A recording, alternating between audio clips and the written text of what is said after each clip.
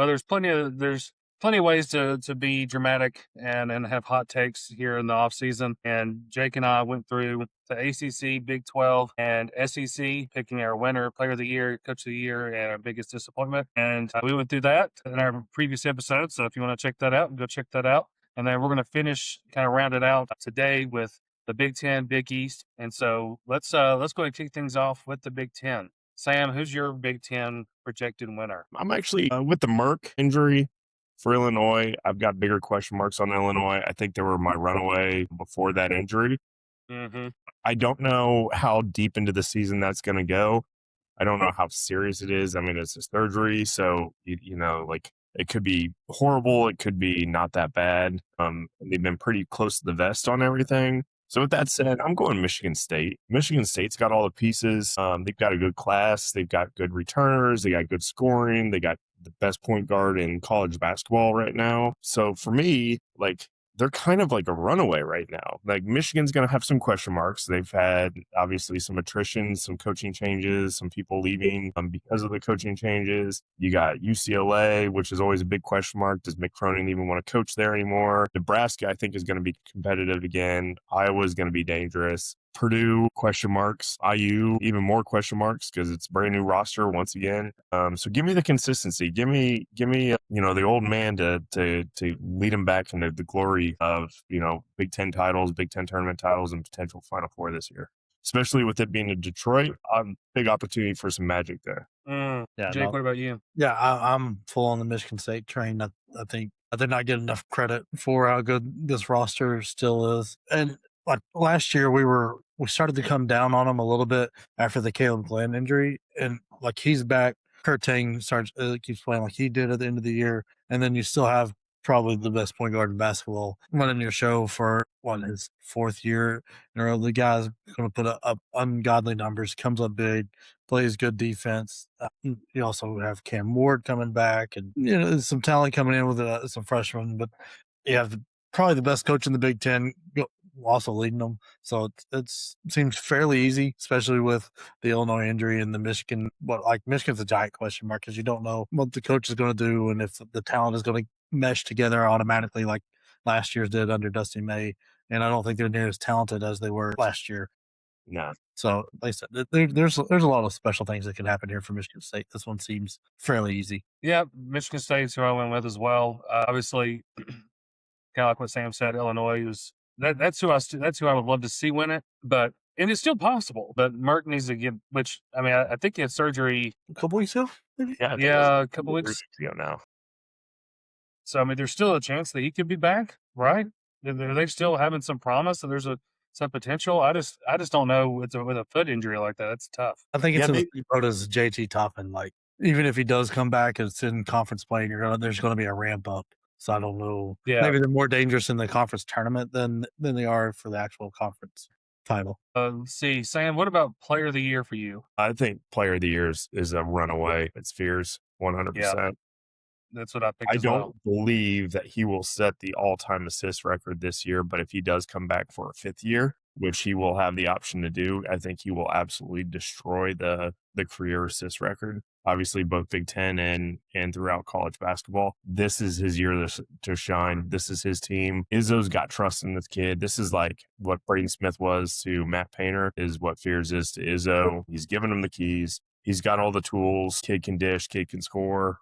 He can get to the line. He can create. He's a 3-level scorer. So I like him runaway player of the year and potential national player of the year candidate. Yeah, like that's the obvious choice right here. I mean, it's probably the easy one. The guy's going to put up ungodly numbers, but a name you kind of look out for that I think has a very good chance at upsetting it was Marcus Burton. He got hurt last year for Notre Dame, but I mean, the guy was carrying the squad as a freshman at Notre Dame, was carrying freshman, was a huge part of what they did. The sophomore year had to start off great, then gets hurt most of the year. I think coming home to Indiana, got a little more talent around him than he did ever at Notre Dame. And I mean, he's undersized, and I think he's also, I know he's from Northern Indiana, but being an Indiana kid might, if they kind of surprise and do a little better than most people think under DeVries, I think if they do, it's going to be mainly because he's having a great year, both scoring the ball and distributing the ball. So I think he could maybe, steal some votes from Jeremy Fears and maybe get enough to get over the top if he does something special in Indiana, does some special stuff. Yeah, I think Jeremy Fears. Yeah, I think he's the man. That's a good pick, Jake. Though I kind of forgot about that kid. With every fiber of my being that anyway from Indiana is going to win Big Ten Player of the Year, so I'm just going to go ahead and torpedo that idea, Jake. He's going to get hurt first week, and DeVries doesn't know how to coach an actual team. So I say that in jest. Folks. I'm not that Purdue AD here spitting out garbage. I do think Indiana's going to have a fun team this year. I've been in love with this game since they run this big tournament here right down from the house. And like I went to watch him play when he was at, I forget what high school it was, but they were down like 28-2 in the first quarter. And then you saw him just flip a switch and they came back and won by like 10 or 12. And he put up 40. Like it was just insane. And there was nothing he could do. And I mean, he's listed at 6 foot, but I'm not sure that he can touch 6 foot on without jumping. All right. What about Sam for you for Coach of the Year? See, Coach of the Year, I think this is where you're going to have some parity here. Like I said, I think there's some runaways in the Big Ten, but I think there's some opportunities for some surprises in Coach of the Year. I think Izzo, if he leads his team to the Final Four and kind of holds true to the expectations that he has coming into this year, is definitely a candidate. Underwood, depending on what he's able to do with and without Mark, he could be a potential guy for that. If somehow or another Painter comes up with another surprise year and Purdue's in contention for the Big Ten, I think it could be a Painter year. Nebraska's a fun pick. Hoiberg's a great coach. I would love to see it be Collinsworth. Is it Collins or Collinsworth? Why am I blanking on that? Collins. I would love to see it be him. I would love to see Northwestern turn around. They're a fun team. I don't think they have the class for it, but whenever they're good, it's fun for the Big Ten. But yeah, I'd say if you had to give me your top 5, I would say obviously Izzo, Underwood, Painter, Hoiberg, and Collins. Give me that top 5. All likelihood being Izzo, and it might be Izzo's last year. Yeah, I mean, this feels like the Michigan State show right now because it kind of feels like this could be Izzo's last year. Kind of the storybook. You finish it in Indianapolis, then you get to the Final Four in Detroit. That kind of feels like a great storybook ending. Who knows if that's the case? But if they do what I think they're going to do, it's going to be hard to take it away from them. But some kind of like undershots at it. I think I'm high on this Indiana team this year. So DeVries, to me, has a good shot at it. Bringing if they can get IU in like those top 2 or 3 seeds of the Big Ten tournament, I think that there's a good argument for him there. Somebody to not forget about is proven great coach Bus out there at USC. This team was coming on at the end of last year. They're a good team. You got Rodney Rice back after I don't think he even got to play a game for him last year. You still have Elijah Arenas, who also was out with that bad car accident. I love the Ratliff twins they brought in. They also got a great point guard in KJ Lewis. I think this team could be very, very deadly. Also, that trip out there is always rough for whoever's going. Like whether it's if you're on the second end of the UCLA USC trip, typically they drop the second game, and I mean, I don't know. I think there's a good chance this USC team does some stuff to shock the world kind of bit in the Big Ten. Yeah, I almost went Musselman. I almost went that route, but I think it'd be really cool to see Brett Underwood win it, just for the fact that for Illinois to overcome not having Merck for a lot of the season. If he's able to pull out put the high offensive efficiency numbers, I think that would speak a lot of volumes. And I mean, he's just why the hell not? I think he'd be such a good fit, and that's who I would like to see win it. I know it's not. We're supposed to say who we think will get it, but I mean, if he has a productive season and puts out the product like they did last year without Merck, if somebody else to step up, that would be huge. And of course, losing Wobbler, big shoes to fill there. So we shall see. Yeah, and I think there's an argument if Cronin's motivated after him because the dude that they brought in that I can't say his name is projected to be the number 1 draft pick. The Serbian kid or whatever. Yeah. Top of like you saw Booker and they got the Jovic kid from Auburn. They we still have Daly there, and then bringing in Petty from Texas Tech. It's a loaded team. I just don't know how motivated Cronin's going to be all year, and if that's going to cover what they need to do. I still don't. They don't really, to me, have a true point guard that they had a great point guard last year. He just didn't want to play defense, so that it was a weird fit with Donovan Dent. I don't think they've got the point guard for this team. So we'll see how that goes. Sam, who's your biggest? So to kind of fill you in from last week, it's like the disappointing team. Like who do we kind of see maybe who has maybe high expectations, who could really the floor could drop out from underneath them, or it could just be not a lot of expectations going in, overhyped, that kind of thing. That's kind of the perspective we're going with. That's a hard one because Michigan was set up to be kind of like a potential repeat with Dusty May, bringing in a new team and doing Dusty May stuff and greasing the handshake lines and all that fun garbage that we talk about. But I do feel like they might be set up for a disappointing year, almost like akin to their football team when Harbaugh left and everything just kind of started getting away from them, and coaches banging trainers and all that fun stuff. I don't see that happening necessarily with the basketball team, but I feel like it's a curse that happens every time they make a regime change there, vis-a-vis Juwan Howard. And then obviously going into Dusty May was very, very successful. We'll see how this transition goes. But I think that is teed up for some disappointment, from a fan's expectation kind of thing. Like, I think it's going to be a tempered expectation year for Purdue fans and, for being spoiled for 6 out of the last 7 seasons, not counting 2020 where we wouldn't have made the tournament anyway. We had some pretty great teams. We made the Elite Eight a handful of times, and obviously we've had some disasters too, but hit the number 1 in the country a handful of times. I don't think we're cracking top 10. I've got some friends that genuinely believe that. And then also for Purdue fans, kind of setting them up for some disappointment, Indiana might be a top 10 team. We don't know, because they've had some of the best transfer classes and they've had some of the best pieces to make huge runs under Woodson, and it was a fucking disaster. And can DeVry turn that around with the pieces that he has and the money that IU has and the money that they've spent and the pieces that they have in place right now? We'll see. It's a big question mark, because I did think they were disappointing last year. But that could be a tempered expectation for my fan base is we're used to being in the top and the conversation for the top 4 seed. We might be looking at 6 through 9 this year. We'll see. I'm not 100% sure what's going to happen this year. A lot of question marks, but also a lot of room for excitement and a lot of room for watching the games with reasonable expectations instead of firmly believing that, my team should do everything that they're not doing. Yeah. This year's going to be kind of a fun year for you to watch because you're like, it can only go well, right? Like you don't have those super high expectations. So like, hey, when you lose, it's as long as it's not to like Minnesota, it's okay. Like, Right. It's not the end of the world. And then when you randomly beat Michigan State or Illinois or somebody, it's going to feel really good because like, hey, didn't think we could do that. We did it. But from a disappointing standpoint, I think the expectations on Michigan are still so high, and I'm not sure that it's there. The team, and the talent, and the coach, I don't know that we've got that. But I think Nebraska is also set up for some disappointment.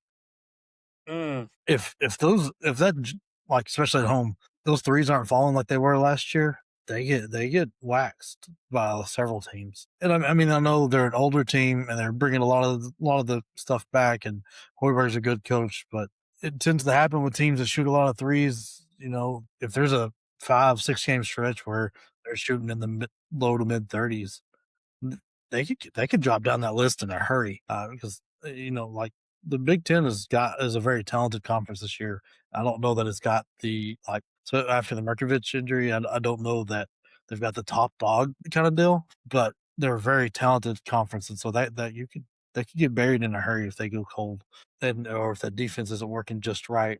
Anything, I think because they're bringing. Yep, that's a good thought on that one because I'm still high on Hoiberg, but we'll see what happens. Yeah, I mean, it's not. Yeah, I kind of feel that it's going to happen for him. I hope I'm wrong because I like Hoiberg and I like this team. Yeah. I don't know that you're going to be able to catch lightning in the ball twice in a row. I picked Michigan just for the reasons we've already mentioned, but also I just really want JP Estrella to not have the best year of his life. So I really hope that this follows through with the disappointing team. And I think there's definitely an opportunity for it to happen, but Michigan, I mean, it's not like they're terrible. I mean, they're still going to be. They still got talent on that squad, and we'll see what happens with it. But yeah, that's who I could see have the biggest fallout. Yeah, when I was looking into all this, the team that I can't make heads or tails of is Ohio State. So I almost picked I almost picked Ohio State, and even honestly, I think Diebler for Coach of the Year. Yeah, I almost did that too, and I almost picked him for the most disappointing. Then I was like, but then again, I don't know what the expectations are around Ohio State because football eats so much. I don't know how Mhm. they're. I mean, they're. If you go back through the basketball history, Ohio State's got a very, very storied basketball history, and it just Sure. seems to be forgotten. But Heard Aaron Kraft has got another year of eligibility. Yeah. now. God, yeah, he gets to come back. Gross. It's great. PU. But you know, so it's like I don't know if because I feel like they're going to be good. I almost picked them to like kind of as a like long shot to win the conference because I think it'd be kind of fun. But I don't know if I trust Stiebler to do it. So that's Yeah. I don't know. They don't have Bruce Thornton anymore, so No, but I mean, maybe I don't know. Maybe he's going to come back for another year. Good lord, everybody else is getting one. Yeah, Justin Pippen. I think that he'll be interesting to see in that system too. So, what was the kid? Who was the other guy for Ohio State? And Mobley, Mobley. Yeah. Mobley Jr. Yeah, that's right. it was very Yes. All right. So that wraps up our Big Ten, projections. Let's hop into the UConn and St. John's conference. So, also known as the Big East. So, Sam, who is your projected winner? it's going to be UConn all day. Yeah. I think UConn's a top 5 team all year, and I think their non-conference schedule is probably one of the toughest in college basketball, and I think we're here for it. It's entertainment 101, and I think they'll take their lumps in the non-conference if they take any, and I think they're going to run away with this one. I am selling on St. John's, and in fact, I'm actually leaning closer to Marquette as the number 2 team in the conference right now. So yeah, give me UConn all day on this one. To me, this one's a no-brainer. Now, I'm going to put an asterisk on that. I did think the conference player of the year was going to be Solo Ball prior to his injury. So do I still think UConn's going to win without him? Absolutely. But I did think he was player of the year caliber. Yeah, look, Brad had it right. This is UConn St. John's conference, and then other people make a showing every once in a while. I'm not sure who I think is going to win this. Like, it seems like the default is UConn, but we're putting a lot of credit that Hurley has earned through other teams onto this team that I'm not sure. I mean, we know Mullins is very good and we know Demery is very good, but after that, it's a lot of giant question marks. Kaminya could barely make the floor at Duke, and Duke was a more talented roster last year. Like, and this UConn team beat them, but like we're now going to depend on him to be the third option on this team. Najee Hines out of like Seton Hall or DePaul or wherever he came from. You're asking him to make a big step up. There's a lot of people that you're asking to make these big steps that I'm not sure are. But I mean, if any coach is going to get them to do it, it's probably going to be Hurley. I like St. John's too. Same kind of reason last year. Like Patino, he's got a bunch of athletes. Chiasafu, guy from Baylor, I think it gives them enough scoring to get things done. I mean, they won the conference last year with a just terrible non-conference, so St. John's has got it figured out a little bit. But I think a team to really keep an eye on is Providence. I've been a huge Hodgson stan for the last a few years. He brought a lot of his team with him. He's got a very good transfer class. I don't know if they'll get it done this year, but I think it's a team to definitely keep your eye out on. I think bringing in Miles Bird was a big win for him. Then Malik Mack and Ryan Mila, like the team's got talent. They can score. They've got a great coach who's kind of is going to be a new face. So not everybody's going to like the tape's not out on him because he's been a head coach just a handful of years. So it could, catch some people sleeping, and all it takes. And I mean, UConn struggled a couple times with teams they really shouldn't have struggled with last year, and then should have lost some games that they got bailed out on. So one of those goes the other way, and maybe we're looking at a Providence sneaking in after they rioted to get rid of the UT boy Kim English. Yeah, I bet UConn for all the reasons that we've already mentioned. So I really not much I can add to that. So I think So Sam, what about for Player of the Year?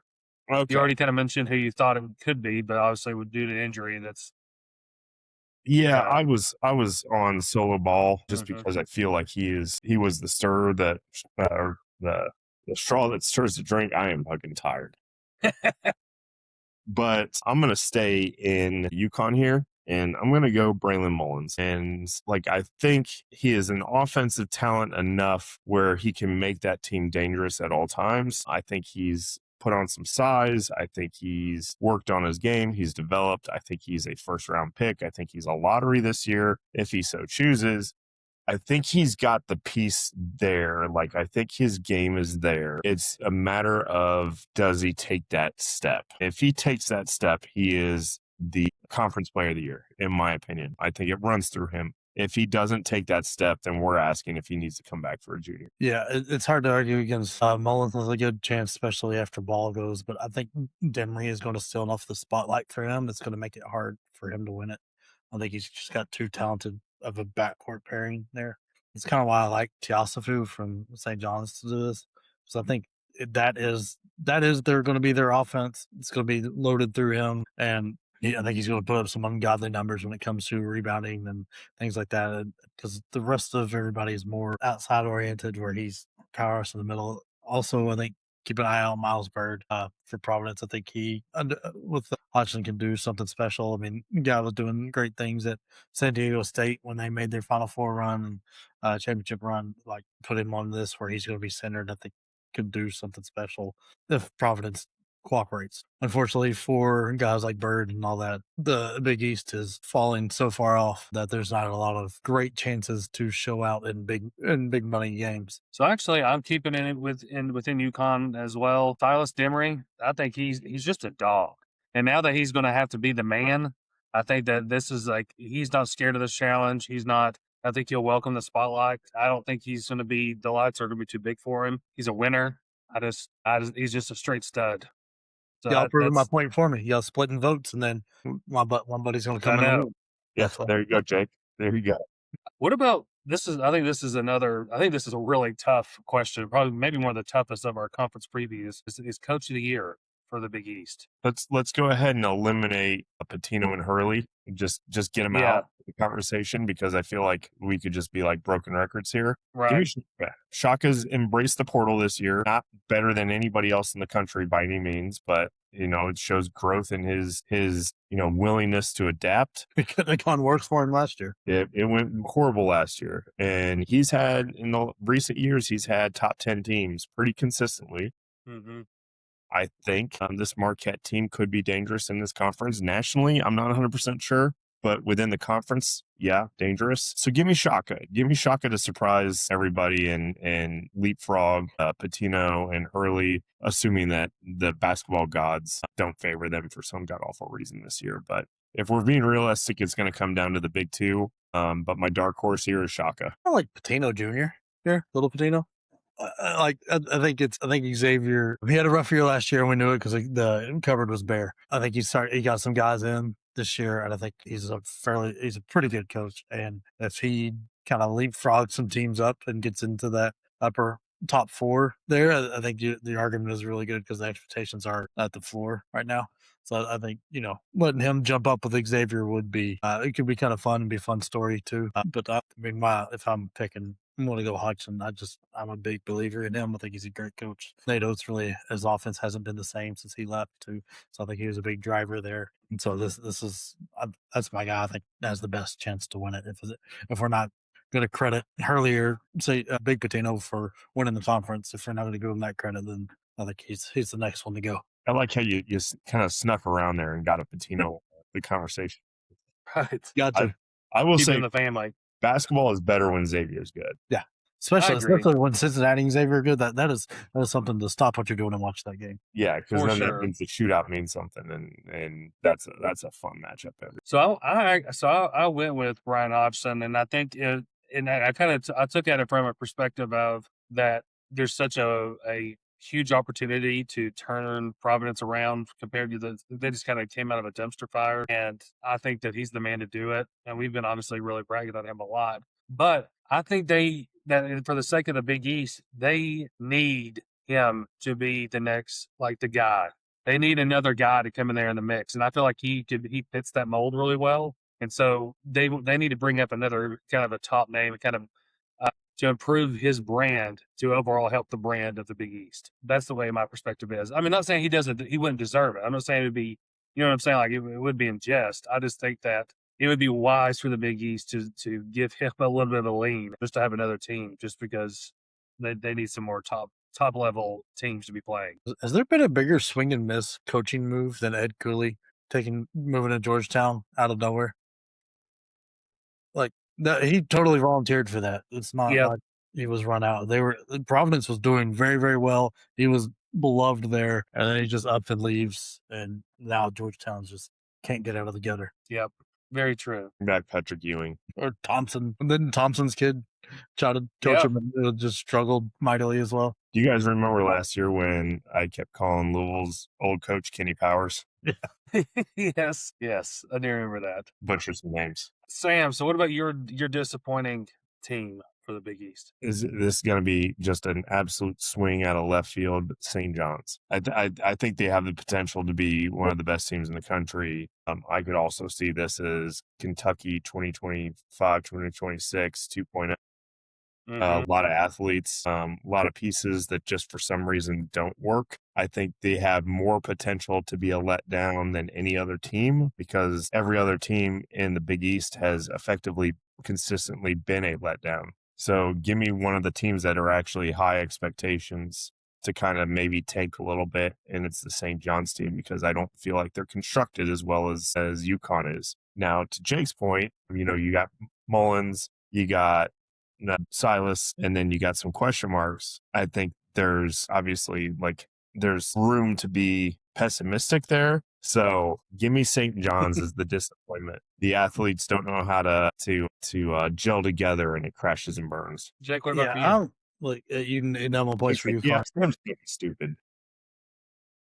If I was going to pick UConn, it's because of the question marks after the top two. Ball made a really big difference there. But I think Villanova, there's a lot of steam going behind Villanova right now. I'm not so sold on everything they have there. Like Devin Royal wasn't that big of a get to me. And Jake Fight, no, the transfer class isn't great. Not thrilled with who they brought in freshman wise, and they lost Arcadian Lewis to Miami. But somehow they ended up in the top, a top three discussion up there with them and Marquette and UConn and St. John's. And I like Kevin Willard. I think he's a great coach, but I don't know. I think he had a more talented team last year and didn't do what people are expecting him to do this year. And I think there's a lot of room to fall off a cliff here. Yes, and I was trying to remember because I can't remember the guy's name, but the Luigi Suigo for Villanova, the big Italian kid, would be kind of interesting. Yeah. I just don't know he's enough. You know what I mean? Yeah. Yeah, he's talented. He looks talented. We'll see if it works out. I feel like those international guys are very primed to look, especially the big guys, look like they're very talented and then come over here and get outclassed quickly. And I think he might be set up for that, but we'll see. So for my team, it's actually Marquette. And the reason is that I know Nigel James Jr. is a stud in all this, but I feel like that Sanandra Frew from Louisville. Yeah. I can't. I saw him play in person. Just call him Frew. This Frew is the way that he plays. But I think that he's so slow. It's just like he's moving in molasses. I don't think he's going to be this big impactful player. I think he's going to get he gets in the way more than he does anything else. And I think Marquette's really banking on him to really step up and be a big influential player. I do not buy that whatsoever, and so that's why I'm going with Marquette. Shaka is in desperate need to find another Theo John. He has not had that player to anchor his defense since Theo left at Marquette, and he's hoping that's Frew. I don't see it either, if I'm honest. Yeah. Theo John was quite the athlete. Yeah. I'd say the Big East was a lot more fun for us to discuss, in my opinion, than the Big Ten because, I think we all had something different. Yeah. For those watching, if you're here, we disagree. So that kind of wraps up our conference projections. We ended up cutting the Mountain West because we didn't. Nobody knows anything about the Mountain West at this point. Nobody knows who's in the Mountain West anymore. It's all which is so sad. That is honestly kind of sad, but it is true. That was late night basketball for me. It's probably still late, but the Mountain West app would let you watch them for free. So you find you a couple good teams out there and you can watch some really good ball. Now who knows what we're gonna get. Let's get into some stories that are around the wonderful world of sports. And one of the things that I'm curious of what your all's thoughts are is how do we feel about the jersey patch? Tennessee basketball just came out this week and said that they're going to have Axel Logistics, which is a local logistics company here in Knoxville. It's going to be on the jerseys.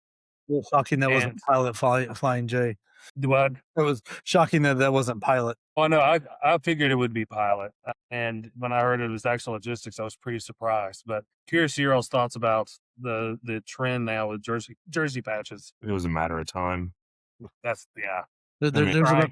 enough athletic departments out there running at a loss because of NIL stuff with football teams and things like, major universities like Washington and stuff like that, they needed the extra money. But I think the patches are fine. Like, it didn't bother me on NBA teams like Sam's got on. Like, as long as they're done, like that one is done with the same colors, like they match the jersey. Unlike the monster one the Big 12 did, they kept the monster colors. So like now you're gonna get Right. this nasty green on the Kansas blue, like, or stuff like that. Like, come on, let's think about it. Just blend it in, and it would have been fine. Just if the jersey's blue, you can make it red, like, whatever.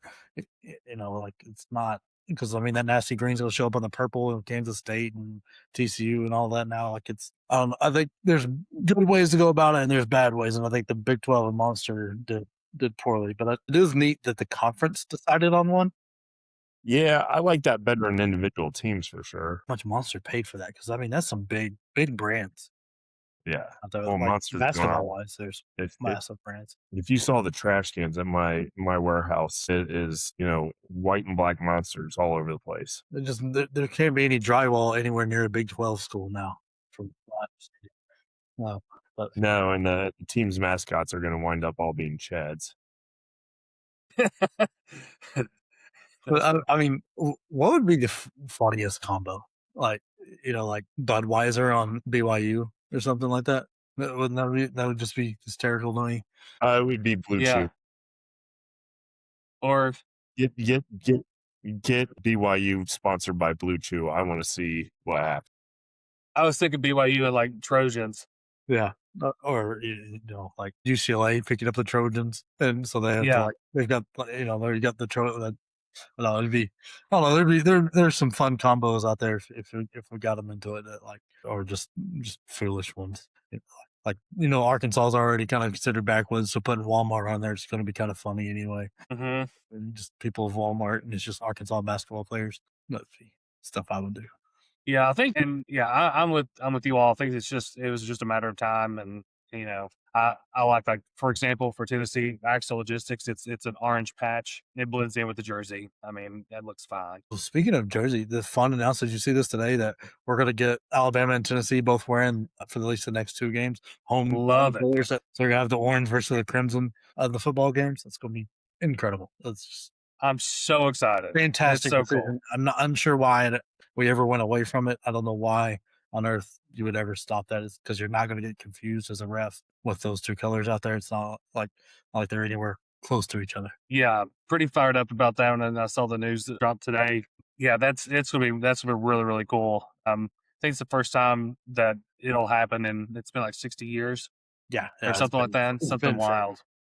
Yeah, so that'll be very fun. So another story that dropped, I guess it was late last week, about the fans voting for the Heisman. What I'm confused about this a little bit. What does this mean? My understanding is the fans get to vote all year on who they want to win the Heisman on whatever the website is, and then it's announced conference championship week who won it, and they get one, like, it counts as one vote on the Heisman. That's what I thought. Right. So, like, it's not like they're just overriding everything, but that's where it's headed. Like, it's a downhill, it's a slippery slope to there. Yeah. Then it's all of a sudden it's going to be like the All-Star games now, where like guys who haven't played all year are now elected an All-Star starter because name recognition. Nobody knows what the hell's going on. Or or a couple years ago, the Blue Jays got almost every one of their team on the starter, like, yes, on the All-Star team through the van vote. Like, it's going to turn into something stupid like that. But what's going to be fun is, like, if we can get people together and just like vote it, give an offensive lineman some votes on there. Yes, they have to put them on the list. That would be, or a kicker or something, yes, because then they're going to get a joke vote, and it's just going to be, that feels, the Heisman kind of felt like it was something special, and this really cheapens it in my look. Yeah, I just think that that's why I thought that it was kind of laying itself out for it. We're ultimately, it's not going to make that much of a difference. How many votes? I don't guess know, but like, to say all this, like, I actually care about the Heisman. I haven't really cared about it since Peyton Right. did it. So Yeah. No, I kind of thought the same. I was like, who cares? But I mean, I guess that's kind of fun for the fan interaction. But just like you said, I've just seen it go wrong, and the NBA, the way they do it, just kind of annoys me. And it was fun at first, but now we've just abused it. it's a slippery slope, and it's what's going to end up down into, and then you're going to end up with like a fan voted Heisman versus the actual Heisman. That's going to get weird. Yeah. Then, gosh, this is ridiculous. But Jake, do you have the tweet pulled up that Jeff Goodman tweeted out? I don't have it pulled up, but I I got the gist of it. Yeah. So the gist if you didn't see it, yeah, if you didn't see it, one of the members of the selection committee, he didn't say who, was talking to him about this fifth-year transfer thing that's going on, and he said, and the quote went along the lines of, the NCAA may not be able to threaten or punish the schools, but we can with seed or entry into the tournament. So basically, he's saying the committee can, not give a seed to a team that took advantage of this fifth-year rule, looking at you, LSU, or like keep him out of the tournament. It could be a difference on the bubble, and I don't totally disagree with the point he's making, but you can't say that out loud. Yeah. Yeah, of course not. That has to stay in the room. Now, every decision, every bubble thing is going to, like, everybody's going to be looking at that. It is the dumbest statement. And I mean, he's trying to backtrack it. And like, I'm not a big Jeff Goodman fan, but Goodman is just putting out his quotes. Like, he's not like trying to frame him one way or the other. He's like, hey, this is what you told me. And that dude is trying to backtrack it so quickly. And Jeff Goodman's just putting them back out. And it's like, dude, you're just digging the hole even deeper. You should have never opened your mouth. Because Goodman was just going to turn around and tweet that out. And like him or not, he's got a huge following and he's got people's eyes, and he's part of the Field of 68 stuff. So like it was going to catch fire as soon as that went out. And you can't say, like, how dumb are we? And all the social media stuff and all the video, like, you see people get busted for dumb stuff they're doing, and you're going to let that quote go to a reporter, like a guy that's dying to get back towards like ESPN and stuff. Like, Goodman's one of those people you love to hate. So whenever he says anything, people pay attention because they either want to tear it apart or spread it like wildfire. So that's not the right person to say it to, because to your point, Jake, he's going to run the message to the nearest. He's like that guy that sees a safety violation at work. Yeah, sure. Yes. It's important. But come on, you fucking tool bag. Yeah. It's and then to his credit, man, he didn't make a statement on it or anything. He just said, "Hey, this is what one of the guys told me," and just put it out there. Right. It was smart because he knew he didn't have to take a side. This thing was just going to go like crazy. Because I just can't believe somebody was dumb enough to say it. Like, everybody's known that there's backdoor deals and shit going on in that committee all the time. Like, the biggest one was North Carolina getting in there. The year their dude was the head of the committee when it was questionable if they should be in or not. Like, there's stuff like that are happening all the time, but it's never been said out loud. Now it's said out loud, and now you've got to question everything that comes out of it. It's just ridiculous to give people that kind of ammo going into a year that people are already upset with you because we went to 72 teams. So now the 73rd team is going to be very angry. For sure. Especially if they didn't get a fifth-year guy. Like, if you didn't get a fifth-year guy and you're the 73rd team, hey, we're like, dude. Yeah. You said. Yeah. Yeah. Exactly. It's just, and then as soon as you, like, cut somebody because of that, and the way college basketball is going, they're just going to run to the nearest judge, and then we're going to end up with a 102-team tournament. That's what I was about to say. That's going to be the next thing. And then, yeah, I just picture Goodman in this situation, like, hearing that information and being like, I mean, yeah, that had to have been a puzzling thing to hear. I mean, truly hearing how the sausage is made. Yeah, I'm sure his reaction was, did you just say what I think you just said? Like, yeah, out loud. I told you we were on the record, right? Like, this is. Yeah, just to be clear, I'm going to send this out. Oh, Goodman didn't clear that. He's not that guy. Yeah. He was starting around and letting that rip. Whether it was that's true. Anybody.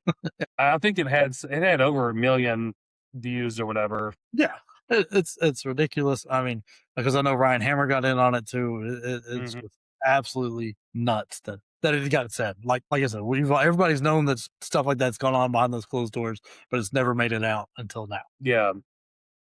And the thing is, they can't all of a sudden boot somebody out because then they'll know who did it. Right. And then it's like you're validating the guys, like, what was going to happen. It's just crazy. Crazy. It really is. bet. All right. Well, listen. Before we get too sleepy here on the bench, we better get in here and take care of our jobs here and make things happen. Like I'm just happy that Brad's not cramping up halfway through the episode again, because podcasting is hard work. It is hard work. I'm glad the three of us are together again. This summer has been. Hey, man. It's been, Nazi children and Lindsay Clancy and just anything that could go possibly wrong. It's been one thing after another. So we're glad to be here talking about sports and healthy kids and tired eyes for sure. No doubt. All right, y'all. All right. Catch y'all next blow up. Take care, y'all. See ya.